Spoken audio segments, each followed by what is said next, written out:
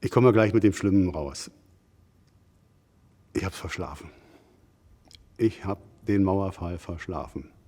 Ich hatte an dem Tag danach, also am 10., ganz frühen Termin und bin wahrscheinlich deswegen auch früher schlafen gegangen und fuhr mit der ersten S-Bahn, die es gab, so 5 Uhr morgens nach Friedrichstraße, übrigens Friedrichstraße Endbahnhof, und wunderte mich, dass die Bahn so voll war. Es saßen ganz viele Menschen mit Reisegepäck drin. Und ich habe mir die ganze Zeit überlegt, was machen die mit dem Reisegepäck am frühen Morgen? Die stiegen dann auch alle nach Friedrichstraße mit mir aus, was ich dann auch befremdlich fand. Und ich ging auf die Straße, komme ins Konzerthaus rein. Mir kommt ein Kollege aus einer Nachtschicht entgegen, der rennt an mir vorbei. Ich sage, halt, kannst du nicht mal Guten Morgen sagen? Der sagt, ich habe keine Zeit, ich gehe in den Westen. Und ich sage, komm, bleib stehen. Was? Erzähl.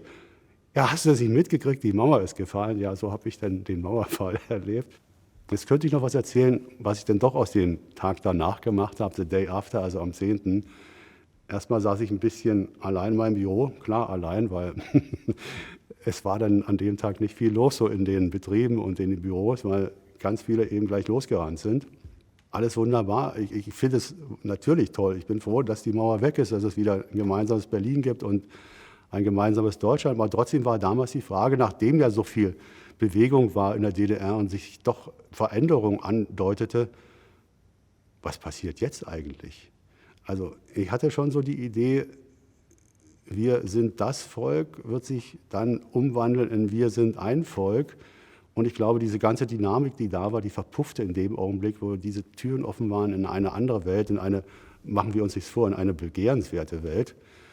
Und damit war so für die Bürgerbewegung, für die Demokratiebewegung in der DDR die Luft raus. Okay, das habe ich mir für mich so vorgestellt, dachte, kannst du dir das auch nur einbilden, aber was machst du jetzt? Und ich ging rüber zur Philharmonie, wo ich dachte, na, das ist doch irgendwie so ein Pendant, kann man doch gar nicht anders sehen.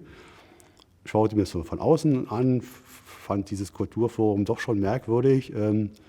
Dieses ganze Umfeld war ja dann auch eine Brache bis hin zur Mauer und nahm mir so ein Jahresprogramm mit und las mir das nochmal dann hier wieder im Konzerthaus nochmal in Ruhe durch und guckte mal so Personal, was haben die für Mitarbeiter und stolperte über einen Namen, der mir bekannt war. Also mein Pendant, mein berufliches Pendant in der Philharmonie war ein Studienfreund aus Dresden. Und ich nahm sofort den Hörer in die Hand und rief ihn an und sagte Hallo und ich bin's doch und wir kennen uns doch aus Dresden. Und seine Reaktion war merkwürdig verhalten. Und ich habe ihn gefragt, sag mal, ist irgendwas oder freust du dich, dass wir uns jetzt gleich mal wieder treffen können? Und er sagte, du, ich freue mich schon, dass wir uns wieder treffen können, aber er wurde 1988 bei der Demonstration Karl Liebknecht, Rosa Luxemburg, als dann auch schon die ersten Demokratiebewegten bei der Demonstration dabei waren, wurde er auch mit verhaftet anschließend und vor die Wahl gestellt, Gefängnis oder Ausreise. Und natürlich wählt man da die Ausreise. Und in dem Zusammenhang sagte er mir, weißt du, und jetzt kommen all die doch jubelnd hier rüber, die eigentlich meine Widersacher waren, die mich eingeschreckt haben, die mich beobachtet haben, die letztendlich schuld daran sind, dass ich ausgewiesen wurde von heute auf morgen, obwohl ich es gar nicht wollte. Und das habe ich auch verstanden, dass da auch von solchen Menschen eine Reaktion ist, die eben nicht diese Jubelreaktion war, wie sie eigentlich überall zu hören und zu sehen war, was mir ehrlich gesagt auch ein bisschen zu viel war. Natürlich war Freude, aber dieses Super und dieses Geil und dieses Klasse, das hat mir nicht gefallen.